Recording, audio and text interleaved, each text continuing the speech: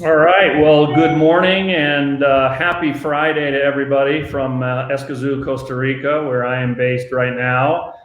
Welcome back to another one of our webinar series at Costa Rica Real Estate.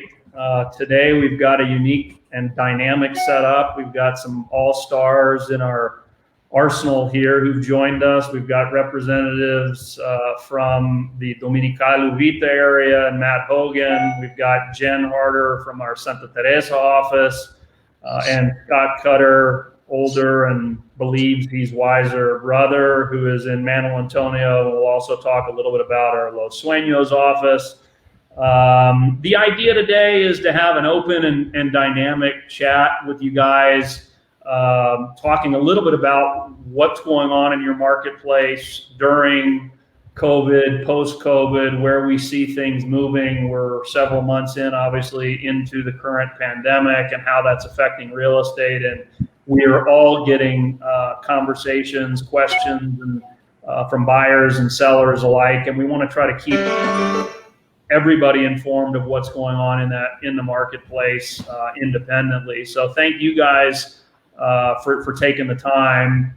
I'd like to maybe start briefly by just making some general comments of what we're seeing. Obviously, we are hearing and are in constant dialogue with brokers in our luxury real estate network from across the globe, and paying close attention not only just to global real estate trends, but particularly in the resort markets where all of you guys are represented.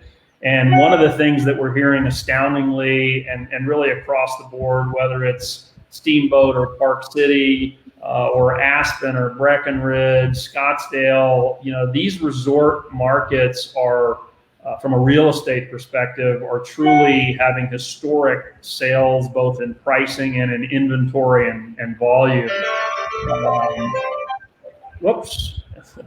And what we're seeing is that in those markets, those clients are starting to place a higher value on space, a higher value on spending time in the outdoors.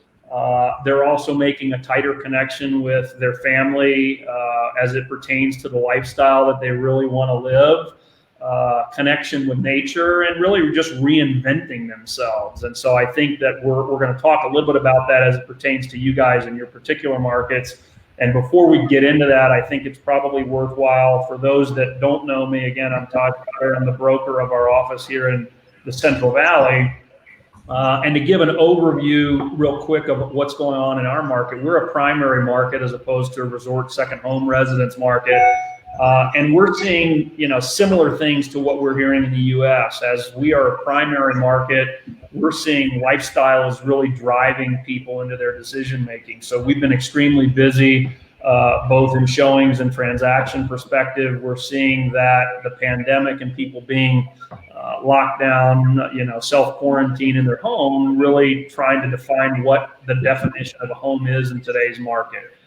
We're finding people buying bigger homes, looking for larger space, home office, home gym. And so it's really driven the market. And I think it's taught all of our buyers really what's important to them and their families when it pertains to a home, and given them more time than ever to think about that.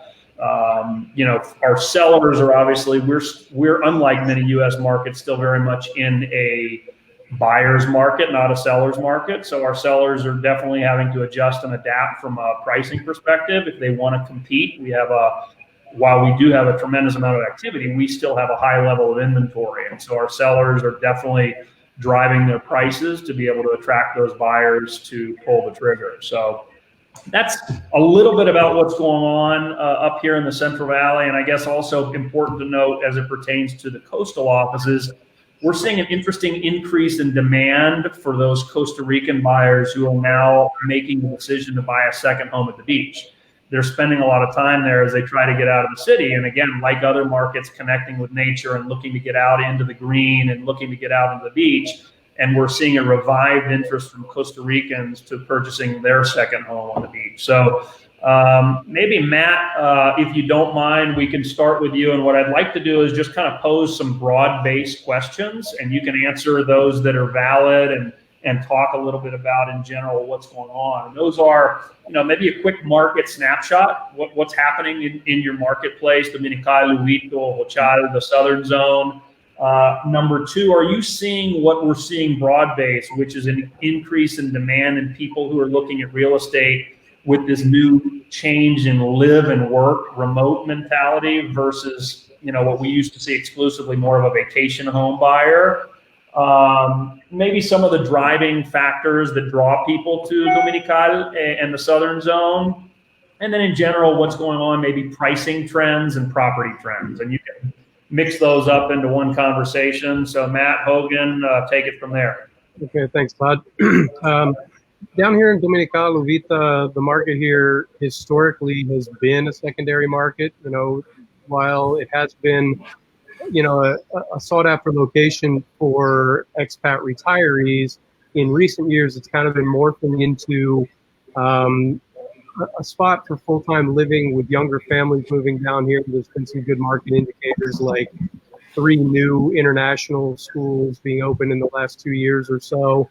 And that's in addition to having 2 prior to that. Additionally, there are other market indicators like a lot of new restaurants opening. A lot of them are kind of international fusion themed, a few new sushi restaurants, and furthermore, a few more supermarkets being added to the mix. So all these things that show that there are more people living here full time. And as it refers to since we closed the borders, things have really increased in terms of engagement from being online, inquiries, engagement from clients that I've making it down here has certainly increased. That may be a pairing of, being on lockdown at home on the couch and spending a lot of time online. But I think honestly, moreover, people are thinking about a lifestyle change for them and their families, whether that be a few months a year, half a year, or a full-time move. It seems like people are trying to get out of the urban environments. And this is a prime area to really be immersed in nature. It's a great area where the biodiversity is still intact, the culture is still intact, and it's a great mix of Costa Rican culture with, recent expat folks who have moved in, but it's kind of been a hotspot for the last couple of decades. As I mentioned, the difference now is that it's not just a vacation rental investment spot where, it's been a booming tourism related town. It's now morphing more into folks that are here looking to move their family and live here full time. And I think it's kind of a mirror of a lot of the resort markets, from our luxury real estate calls with Aspen and Crested Butte and, Tahoe and areas like that. It seems like people are either spending more time in their vacation homes and realizing, hey, now I can work from home. Why wouldn't I do it here where I like to vacation? And I think we're seeing a lot of that here because our area has great infrastructure in terms of fiber optic internet, running all the main routes of the highways and the roads going up and down the mountains. A lot of the communities have full rollout of fiber optic, and if not full rollout, they have line of sight where they can have high-speed internet connectivity. So I think a lot of the people that, at least I've been engaging with over the years and recent months, and moreover in the last couple of months, they've been asking specific questions like, hey, what's the internet on this property? And people are now saying, hey, I've been commuting out of here, I've been working out, I can now, work from home. So why don't I do it from Paradise? Why don't I do it from here? And because of the fact that we do have great fiber optic internet infrastructure, a lot of those people who are now getting the green light from the bigger companies are able to move down here and say, wow, it's a reality that instead of it being a pipeline 5-10 year plan that, hey, when we're ready to retire, we'll move down there. People are looking at it now saying, wow, I can get a real paycheck living down there right now. Why not make the move sooner? So that's the general gist that I've been seeing. I feel as though since the borders closed in March, we're definitely got enough demand. People are engaged and looking to make their moves. People have been making and purchasing that I've seen. However, I think the borders are going to be busy. So we're expecting, a lot of movement here in the next month or two as things start to open back up. Great, Matt. Just one follow-up question to that before we move on to Jen. What are you seeing as far as the elephant in the room always is what's going on with pricing? Are prices dropping? Are they staying stagnant? Or is this increased demand that you're seeing for work remotely type of clients driving higher demand? Pricing. While we have seen a few examples of fire sale scenarios, which I was surprised by how few fire sale scenarios came into the market when the borders closed down, because there are a lot of people that depend on those vacation rental revenues to sustain their investment. And I expected a lot more people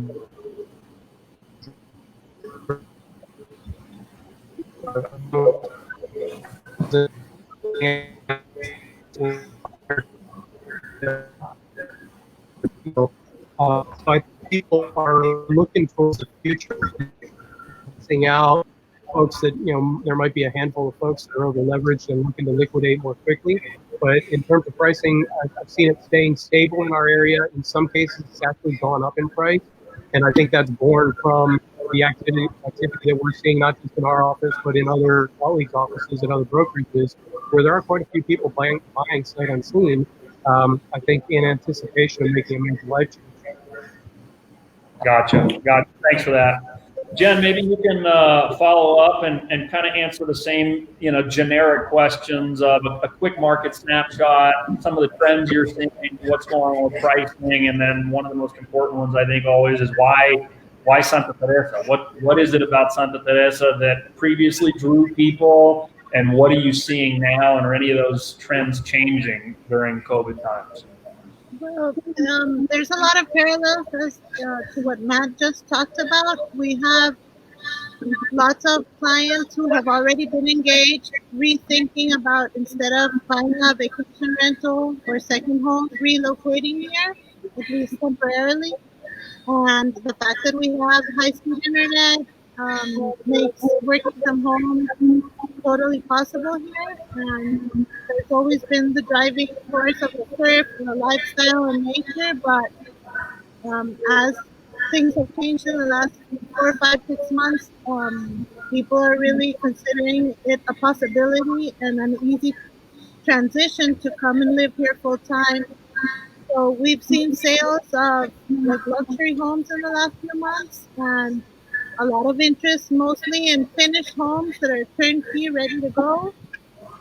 Our pricing has not yet fluctuated much. Some of our deals that were already under contract pre-COVID were negotiated into either financing deals or small discounts, but we're still seeing most buyers are looking for good values, good deals, opportunities, and our sellers have not yet started making big price drops unless they're already, they were quite motivated before.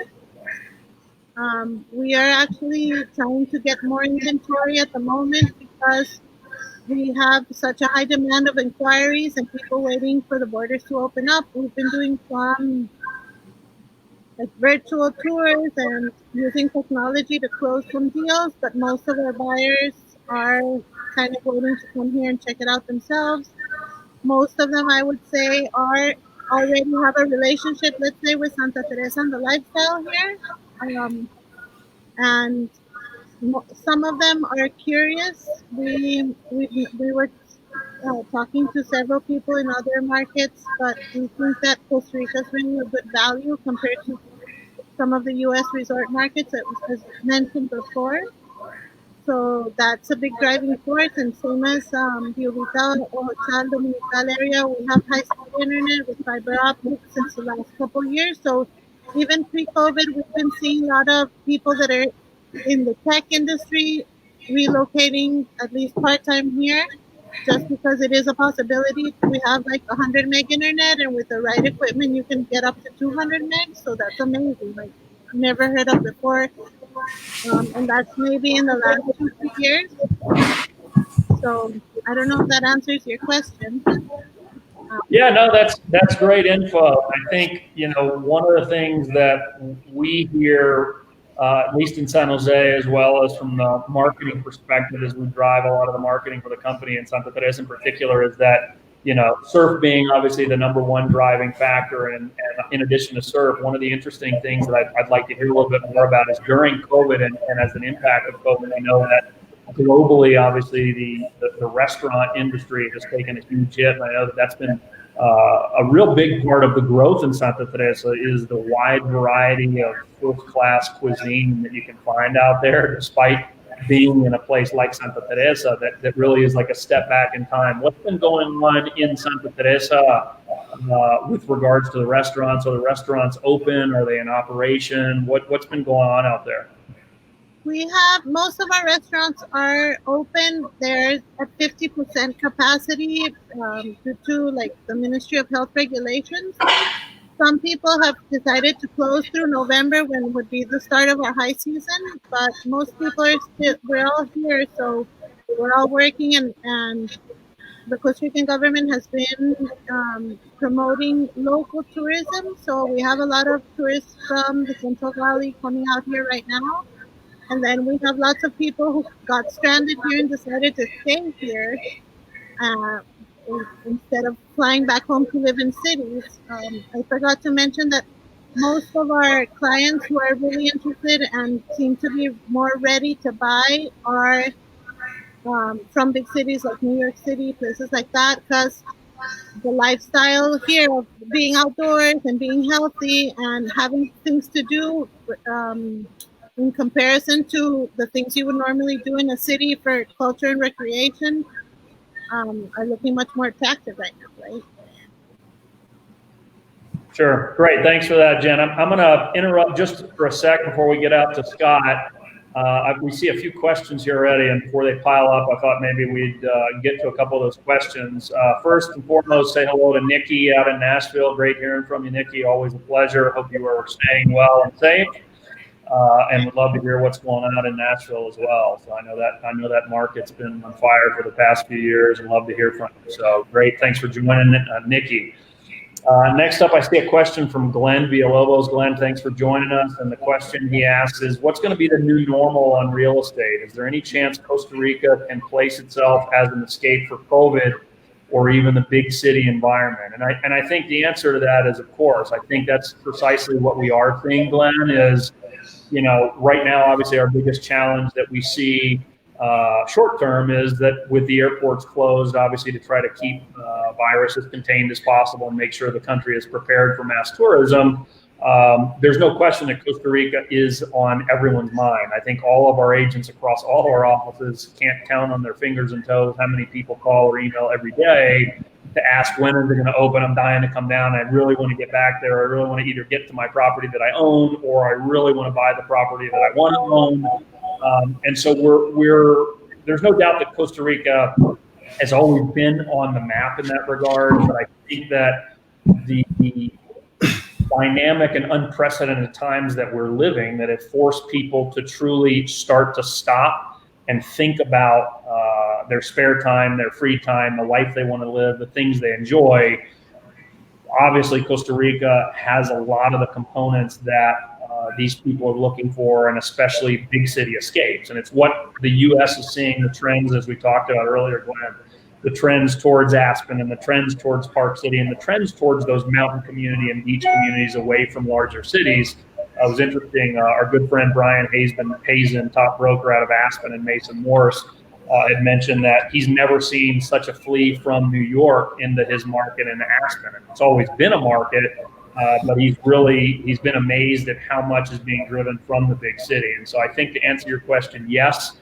What's the new normal going to be? I don't think anybody really knows what normal is anymore. So that's a loaded question, but I think that the new normal is going to be, people are going to be making decisions based on places that they want to spend time and make memories with their family and their friends. And each of our destinations in Costa Rica really has something unique to offer in that regards.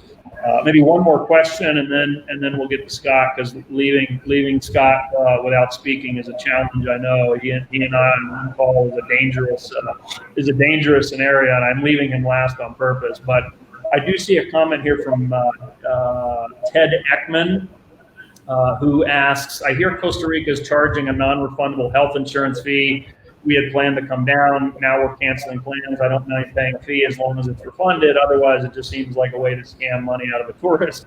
There are places we can spend our money. Yeah, fair comment, Ted. I think, the government of Costa Rica, like governments across the world, are at a challenge like never before. And they are maneuvering this roller coaster to the best of their ability. And I will do my best to avoid any political comments because I know better than that. And what I'd say is that they're doing their best to try to balance opening up an airport for an industry that means so much to the country, obviously, which is tourism and foreign direct investment, with trying to protect not just the country as a whole, but obviously those amazing beach locations where they know that tourists will come, to make sure that they can stay with low levels of infections, which has kept them safe today. So it's a challenge, no doubt, and I'm sure that the policies that have been put in place certainly have all the right intentions, and I'm sure they will be modified as necessary to accommodate the practical needs as the airport opens up again for limited tourism starting tomorrow, at least in Canada and the UK, as well as the European Union. So moving past that, we'll get back to some questions here shortly. Let me reintroduce one who needs no introduction, my partner and brother, Scott Cutter, who's out of our Manuel Antonio office, who will give us a little bit of market snapshot, insight, et cetera, both Manuel Antonio, and he's also going to give us a little bit of insight on the Los Sueños market, as our all-star from Los Sueños, Steve Hubin, is out as normal, showing properties and closing deals today. So Scott, take it away. Oh, it seems like Scott's having an issue with, he needs to log out real quick. Can I chime in real quick? Yeah, I forgot to mention one thing. Go ahead, Jen. That we've also seen, well, the people who are considering relocating and working from here, I think a big factor in that decision or possibility is the accessibility to Costa Rica, and also the time frame we're in makes it easy to do like meetings with the U.S. on Zoom or whatever platforms. So I think that's a big like plus for Costa Rica, as well as we were saying, value and lifestyle. And then we also have some clients that are looking for businesses or income producing properties just because they've said we need a change. This isn't working anymore, and they want to look at other options. Great. Thanks, Jen, for the insight. All right, Scott, it sounds like my introduction was a little too much and I scared you offline, but I see you're back now. So take it away. Yeah, I apologize. Great to see everybody. And it's great to share a little bit of insight here. A lot of what Matt and Jen and Todd are talking about are going to be mirrored. This is a small country, so there is a lot of similarities in the markets. But one of the things that I want to talk a little bit, I'll talk about the Manuel Antonio market where I live, which is a small town on the Central Pacific coast. It's a little bit different than other ones. There's a big Costa Rican population here of about 25,000 people. So it's still a small town, but it attracts, we've got a marina, we got a national park. So we get a little bit different demographic. We are seeing in our marketplace, because of we're not a city, again, it's a small town, but because of the amount of infrastructure we have here with the park.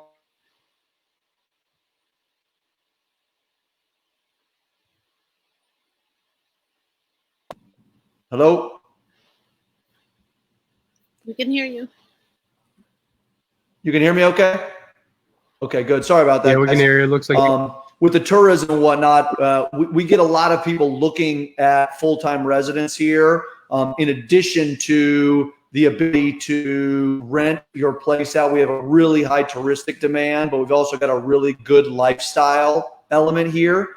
One of the things that I wanted to talk about, so I'm not being repetitive with Matt and Jen, we obviously on the coastal areas don't have any tourism going on right now, which is putting some unique challenges for realtors and investors having to use virtual tours, doing those things. But again, the trends in terms of the amount of interest, the people clamoring to get into the area is growing by the day. And I mean, it's something we're seeing mirrored all over the world.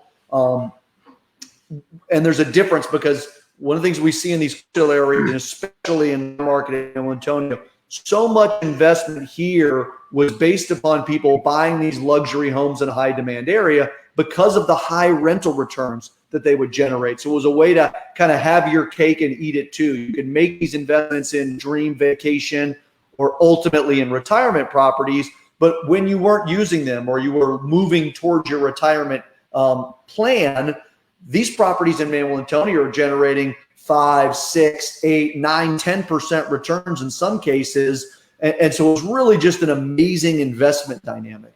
COVID has created an interesting kind of storm, in which case the demand is higher than ever as people start to say, you know what, it's time for me to enjoy my life. It's time for me to create memories with my family. It's time for me to live in a place where, heaven forbid, something happens again, I can be in a place where I love and I can still get to the beach and get to the wildlife and really enjoy it. And, our quarantine experience here hasn't been that bad.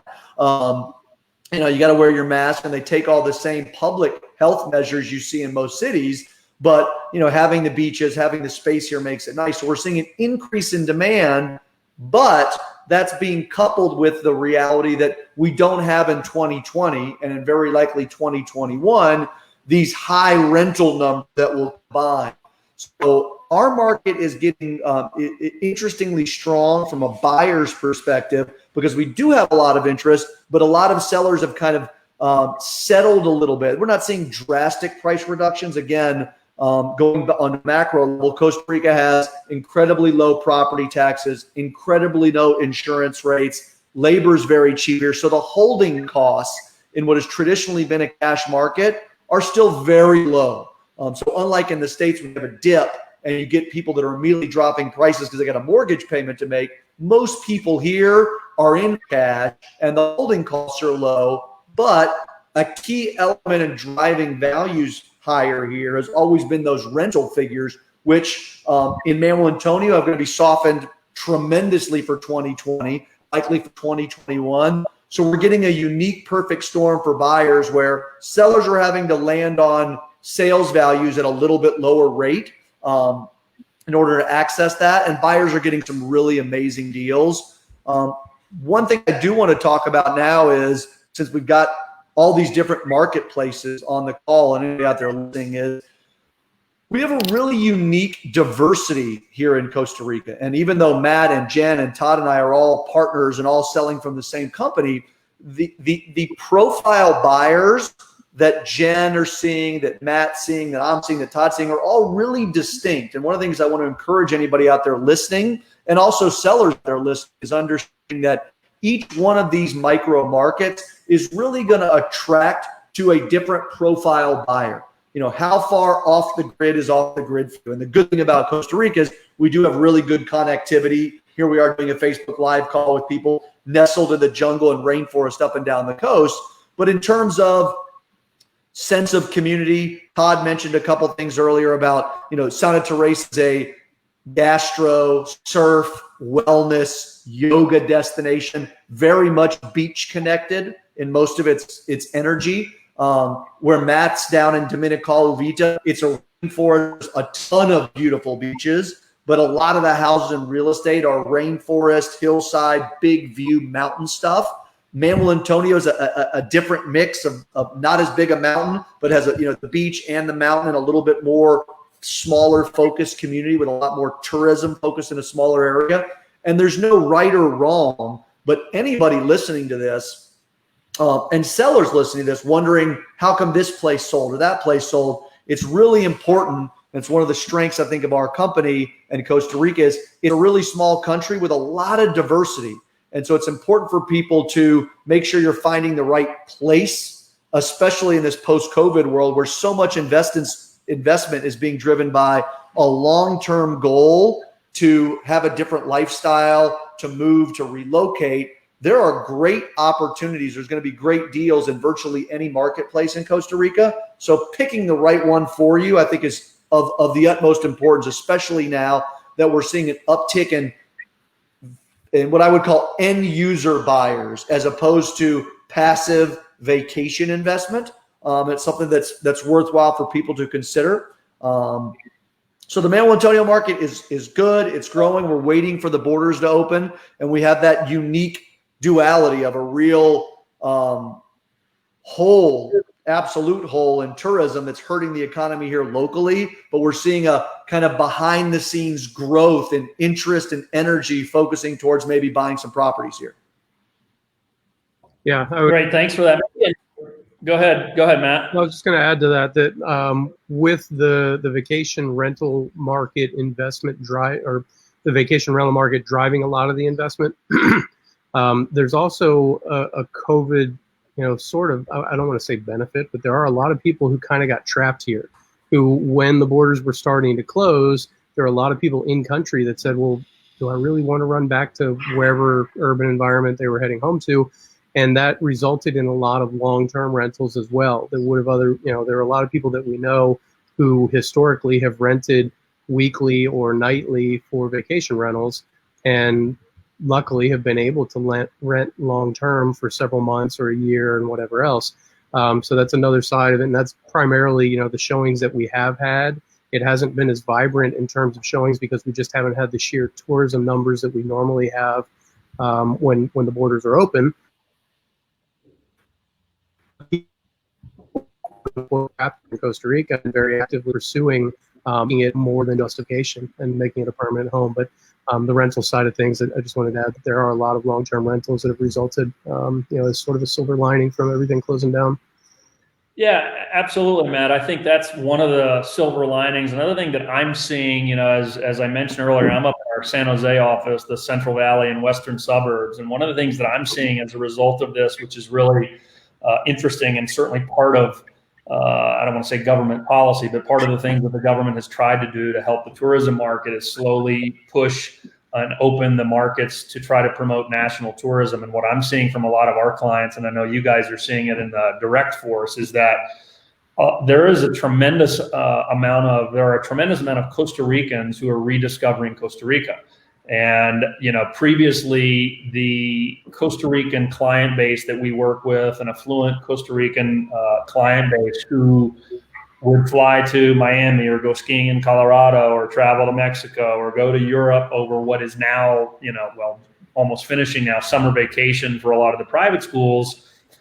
The large percentage of them are all vacationing and renting, whether it's for a weekend or a week or a month, or in many cases, we have clients in Santa Teresa, Manuel Antonio, Dominical who've rented homes for 1 month, 2 months, 3 months, who are working remotely, just as we talk about for our foreign clients. There are a lot of Costa Ricans who are rediscovering the beauty of their own country and the beaches that they have in their backyard, and are realizing that they don't have a need to get on a plane and travel elsewhere. And what I think that is clearly doing, because I'm seeing it directly in our offices, is an increased demand now for Costa Ricans who are considering buying that second home, that either they had never considered it before because they said, why, if I could just go down for 2 or 3 days and stay in a hotel, or because they never felt the value was in line with what they were willing to pay with foreign influence. And so there's an interesting situation that I think is going on right now that I'm hearing from a lot of my clients in San Jose that want to purchase a property now because they've realized that they can get away with their family. Most of their children are in private schools who are doing virtual schooling anywhere. So it doesn't matter, so it doesn't really matter where they are as long as they have an internet connection.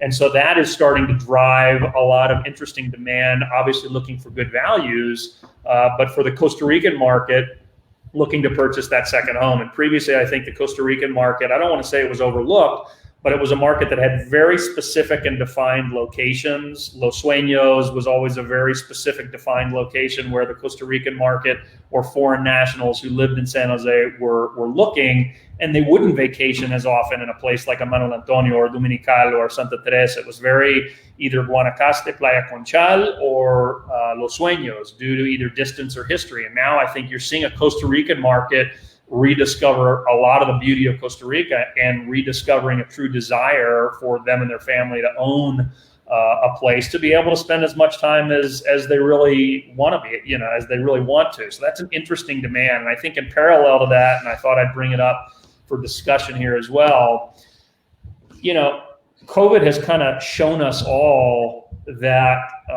we're now respecting and appreciating our space, our privacy, And clearly, it's the biggest challenge I would suspect in the tourism industry, in addition to just opening the borders, is do people want to go back to hotel experiences, or do they prefer single family vacation homes where they can cook, spend time with their family, have their own space? And I guess the question that I would have for you, that's more of a comment. The question is, do you think that will, or how do you think that's going to impact, again, demand and pricing on some of the more exclusive single family residences that have either iconic views or the irreplaceable beachfront locations, for example, in your case, Jen? So maybe for you, Jen, what are you seeing and what do you think, trying to predict a little bit into the future as hotels, at least short term, are going to struggle both with ordinance capacity because they can't operate at full capacity yet, and just, I think, human nature for people to want to be a little bit more separate. What do you think in Santa Teresa? What are you seeing and what do you think moving forward? Well, I think that like hotels here are same as restaurants at 50% capacity. I believe that's for all Costa Rica right now. But hotels were already hurting with the vacation rental business in general, just because of overhead and monthly expenses. And sadly, I do think it's going to affect the hotel business tremendously, because not only are people valuing space and privacy, but they just want to feel safe. It's a concern. So we do have people interested in purchasing hotel businesses or like more hostel style properties. But I think, it's hard to say, but it's going to be a few years until we have the same kind of high seasons as we were having last year. I've read a few things saying 2023, 2024, even like for airlines and travel to be back to where it was. So it's kind of a hard reality. I know some of the smaller hotels here have become long-term rentals, and they're just trying to navigate through this uncertainty, because it's hard to know whether right now the Costa Rican border is, as of August 1st, will be open to the UK, the European Union, and Canada. But after that, we don't really know. And the big majority of our tourism is coming from the U.S. And with the situation in the U.S. with the virus, is like we just don't know. The government's not saying much, because I don't think they know either. Yeah, I think that brings a really good point up, and I see some comments in the chat as well. We can tie into this. There's really two realities that we're dealing with in the real estate market and the tourism. There's the short-term COVID crisis, how to get more tourists in the country, what's happening, and ultimately, and I think it's a point worth talking about, what Costa Rica has proven to its citizen and to the world. They're going to be very cautious and very methodical about this. So there's some very real downside economically to that for tourism-based economies like all the ones that we live in. But there's some good sides. So I'm going to focus on the impact. Costa Rica, with its aperture of the required health insurance, the cost associated with the negative COVID test, is saying we're going to open up, but we're going to open up very carefully, and we're going to make sure that people come into the country aren't an undue burden on their socialized healthcare platform here that's run by the Caja. That's kind of the downside, because it's going to make coming to the country over the short term a little bit more challenging, a little bit more expensive. And some of the comments I've seen there, as Todd said earlier, are understandable. I think that in the medium to long term, as we look to real estate, ultimately, the way Costa Rica's scientific community and healthcare community has managed this, I think is going to add to the desirability of Costa Rica, both as tourism starts to recover globally, because anything you're reading around globally, tourism in any destination really isn't going to see a real massive comeback for a couple of years. It's going to take time for flights, for confidence, for economics to bring tourism back globally to its pre-COVID levels.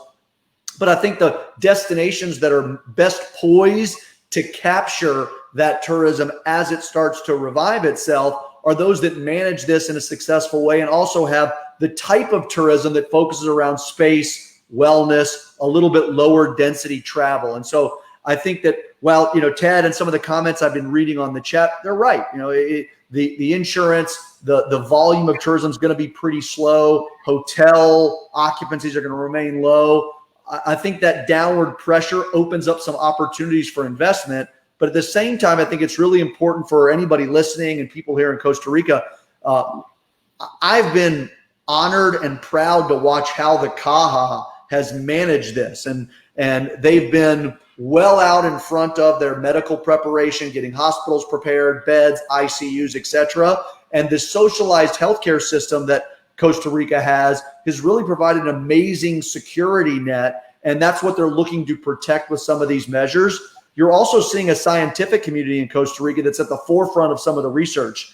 Yesterday, they came out of the news that a U.S. university approved some of the studies they've done at the Clínica, blanking on the name, Chlamydio Picado, here in Costa Rica, where they've developed a anticuerpo serum that they developed in horses that is 100 times more powerful in its anticuerpos and its virus-fighting elements than the serums that they're creating from past patients and that have recovered from COVID. And it's stuff that's going to be exported around the world. So I think there's two realities. There's a short-term reality or short to midterm reality about what the impact of tourism, border closure is going to be in that uncertainty. But I think there's a mid to long-term reality that the way Costa Rica's managed this and the way Costa Rica's healthcare system and the type of tourism and lifestyle that we sell ultimately is putting Costa Rica on, the top list. I'll mention something I read in International Living, which is one of the biggest international investment forums for people looking for new places to go and invest. They saw 2 weeks ago, they saw a 550% increase over a 10-day period in the amount of people asking and going online looking for information about Costa Rica. And it's an example of all those people aren't flocking into the country now because they can't get here because of some of the tourism restrictions. So touristically, we're hurting, but those are all people that, because of the responsible manner that Costa Rica's handled this, because of their system, because of the lifestyle here, there are people that are putting it on their mid to long-term horizon. And I think that's why this kind of bubble period now in between is really where there's some amazing opportunities for investors. Costa Rica's going to rebound. How long that takes becomes the guess game. But the people that are investing now, Todd's seeing it from people in San Jose, we're seeing with some of these sight unseen sales, are effectively buying blue chip stocks in the stock market just after a massive crash. And it doesn't mean they're going to get rich tomorrow. It doesn't mean the values are going to jump the day, but it's like buying Amazon stock just after a big dip in the market. It's coming back. And Costa Rica is we're seeing that long-term thing. So it's interesting that when people are looking at the press out there, you need to kind of isolate some of the short-term pain and difficulties of dealing with a very complex travel industry. And then the long-term fundamentals, which we're seeing investors who have a longer-term vision. They're not looking at a one-week vacation. They're looking at legacy investments. Those drivers of those legacy investments, lifestyle, beauty, value, holding costs, security, political, healthcare, all those things are getting stronger in a time when the tourism crisis is going on. It's just something worth mentioning. Also, Right. Scott, can I chime in? I think as well as the free healthcare you're talking about that's been handled so successfully here in Costa Rica, as well as the education. And then we see a lot of our clients in the States just mentioning the uncertainty that they're dealing with there politically. They're so divided. There's the virus is one big factor, but just the situation is kind of reaching a boiling point and people are looking for options, Great point, Yeah, I would Jen. add to Scott's comments, all of those elements our clients are looking for. But I also feel like, in my case, because we're in more of a rural market, a lot of the clients, their questions have been focused around, quality of life issues and what's the water source and how many farmers markets are there and can I grow my food? And they're looking at elevation ranges because they want to grow X, Y, or Z. I think a lot of people are kind of getting back to living closer to or knowing more about their food source, their water source, all of those things. And in a place like Uvita here, we've got a farmer's market 6 out of 7 days a week within a half an hour.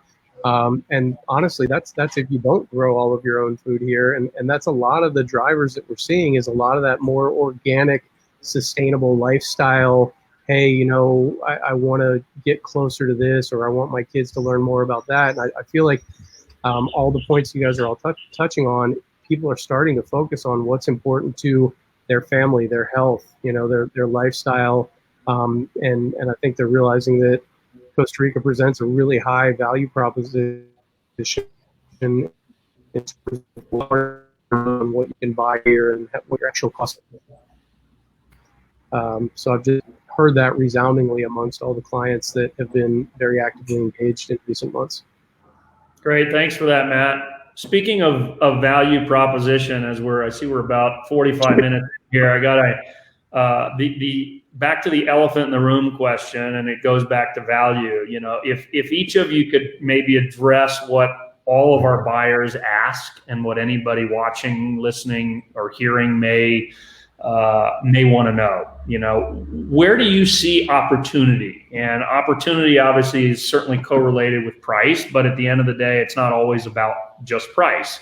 In your particular market, I get the question all the time. If you were buying and you had the cash today, Todd, the market, you understand what's going on. Where would you buy? Where do you see the market going, and where do you see opportunity? So maybe Jen, let's start back with you. Where are you seeing opportunity in your market, or where do you see opportunity over the course of the next couple months in the Santa Teresa marketplace?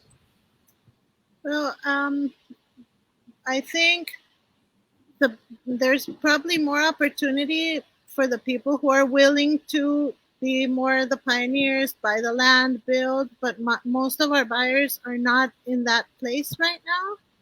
So we've seen people who have been holding on to land be more flexible and be willing to drop prices to sell quick. Maybe it's because there's less emotional attachment than to a house, or like Scott was saying, a legacy property. But we also have seen some great opportunities on properties that are unique and like beachfront. We've sold a few beachfront properties for really good values in the last couple months.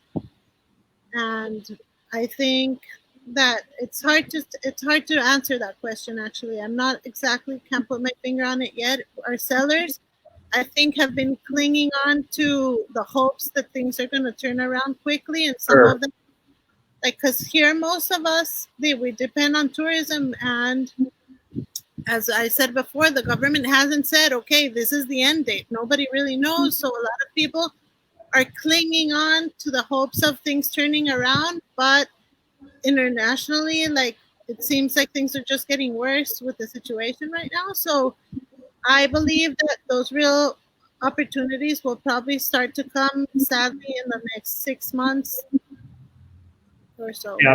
Yeah, and I get the question from buyers and sellers all the time, is when is the right time to buy? And as you said, nobody really knows the answer. There is no end date, and nobody knows when borders will open, and nobody knows, in addition to that, when the comfort levels will be there. And so what I certainly tell my sellers is, if you have the wherewithal and are willing to wait it out several years, by all means. I mean, it's clearly, there are very few markets in Costa Rica, and I at least from discussions that I've had internally with one of your partners, Jen, with Reese, I know Santa Teresa is a unique market in that it probably hit the floor and has actually already started to increase a little bit. I know there's some properties that were under contract at the beginning of COVID that have now sold at higher prices, and who knows if there will be another dip. It's an unknown. And what I tell sellers openly is, if you want to sell now, or you want to sell in the next couple of months, the best way to do so is to obviously beat the curve, and price yourself aggressively. However, there is no correct answer. It's a moving target.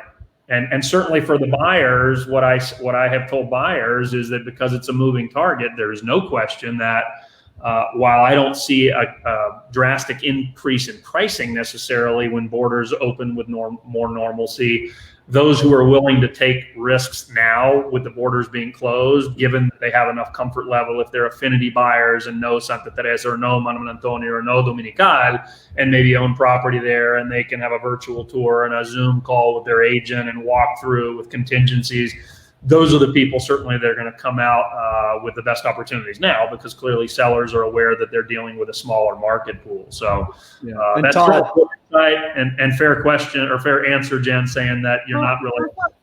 I wanted to add that, like, I would say in April, it was more scary. We didn't know how far it would drop. Right now, we seem to have an increased interest, so it's looking more positive for our sellers, definitely. But I don't foresee prices going up. You know, I think that we have tons of buyers looking for great deals. You know, and things will be moving, but it's kind of a evolving situation, and it's hard to predict. So what I'm telling you today is different than what I would have told you 2 months ago. You know. well, I think that really is a really important point, Jen. You know, so many people are coming from the States are coming from a typical residential real estate market. They may have bought 1 or 2 homes in their lifetime. And if you're in the suburbs of Atlanta or Houston or Denver, you know, and there's an MLS and there's very consistent seller trends, people that are listing their homes, need to sell, want to sell, they're moving to a new place, they're moving to a new school district. And so the real estate trends there tend to be a little bit more trackable. And one of the things that you'll see here is the tremendous importance of having a qualified, insightful, experienced real estate expert in the area who can help to tell you. One of the things that you'll find is you'll see a house on one street that's at $2 million, and there might be a home that sells right down the street at $1 million, and you go, how's that 2 and this one's 1? They both look to be about the same. And the answer might be this seller loves living here, would sell if, and just isn't really paying attention to the market. It's out there, it's available. They have the holding power, they don't have debt, they're enjoying their place, and they'd sell if. And the other one's got their pulse on the marketplace and is placing their property within where the market demand is right now. And so I think that we all see that. Matt sees it in his neighborhood. I do here as well. And buyers need to make sure that they don't get themselves confused. Sometimes just a random web search without the right guide here can lead you to a level of uncertainty of where's the market at. And I think people like you, Jen and Matt and myself and Todd and all the professionals up and down the coast, that's what our job is here, is to help people understand where the good values lie in the market and to not get necessarily jaded because you see one super fire sale and one overpriced property out there. But I'm seeing most of the market movement. I think what you're saying, Jen and Matt, as well, is most of the market movement is on properties that buyers are perceiving as values. And buyers are commanding those values. And it doesn't mean that everything's being sold for pennies on the dollar. There's a lot of homes now where people's expectations, where, you know, I remember, at least in Manuel Antonio a couple of years ago, people were expecting to make a 50% markup or double their money anytime they bought or built a home. We have a lot of new development. Matt, it's probably a good idea for you to talk to it. The amount of new homes being built in that Dominical to Ojo Chal area, where people are building spec homes with a reasonable developer rate of return. And there's brand new homes coming on the market at price points which we never saw years ago. And it's kind of a maturation of the market finally saying, you know what, just because you bought a piece of land and build a home doesn't mean you double your value when you sell it. And people are starting to look at more reasonable rates of returns to the developer, which is bringing more value to the market. And Dominical is probably an area we've seen more of that than anywhere else. Yeah, no, that's true. And it has been growing quite a bit, you know, and you can go back several years to roads getting paved and fiber optic being rolled down the coast and all these things where we used to be kind of beyond the end of the tourism map road. And now that road is a super highway paved down the coast. So people realize that we're a lot closer than you think. And that's kind of opened up a lot of the area to people.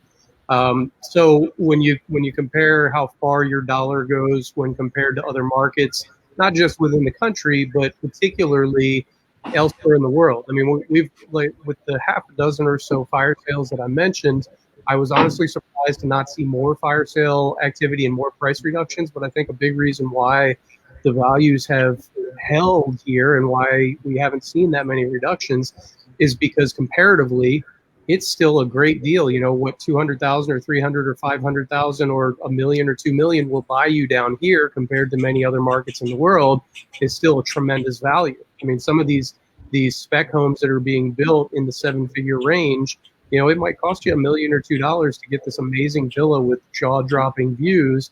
The same house in a lot of the markets like Miami, Malibu, whatever coastal markets is a $15-20 million house, and for $1 million or $2 you can get the same quality, if not better, maybe better views, all these different things for a lot less money. And now that we're in this global market, obviously there's complications with travel and the travel industry and when things ramp back up, but we've got a relatively easy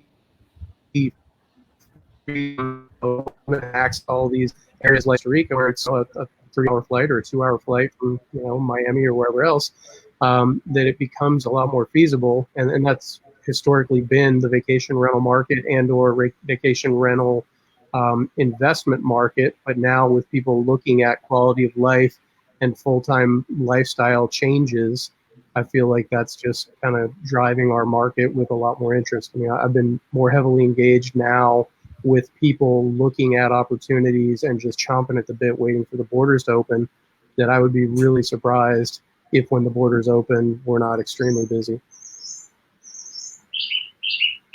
Great, thanks, Matt. Hey, Scott, what's going on? I mean, as far as values go and opportunity in Manuel Antonio has always been a true supply and demand market, just because of the size of it and the amount of ocean view homes or parcels that may be available there. That's always been kind of the driving factor, in addition to the airport and the marina and things. But where are you seeing values today, versus 2 years ago? And where do you think the opportunities are, whether they're foreigners who've got that affinity for Manuel Antonio, or frankly, what I've been really impressed with or surprised with is the amount of Costa Ricans who are really putting their eye on Manuel Antonio right now. So what do you have to say about values and opportunity there right now?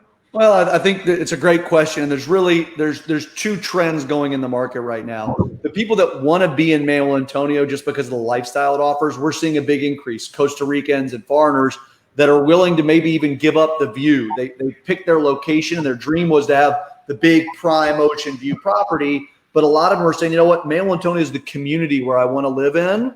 And there's such good deals here on partial ocean view, jungle view, or just right in town or off that other road, where there's really amazing deals that have built up over time because all the demand was focused on the vacation rental ocean view property. So we saw a really big demand, some huge value in those non-view properties that get you in the right area. So I'm in Aspen, I'm just not ski in, ski out. I'm in Maui, I'm just not beachfront Maui, but that's where I want to be. And we've seen a big push in people that have decided this is the community I want to be a part of, and they're taking advantage of some of the value propositions on really well-priced non-view real estate.